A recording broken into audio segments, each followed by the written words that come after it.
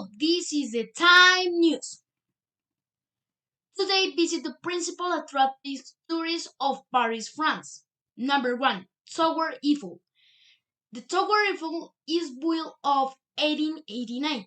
The height of the tower is 300 meters. This monument is very important because she looked at the totality of city Paris.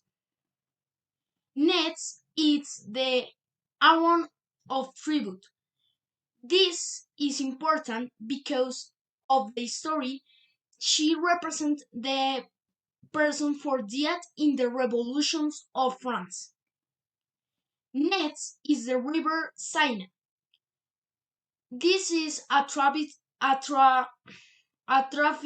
tourist because you travel of the river in a boat of your family. This is Time News.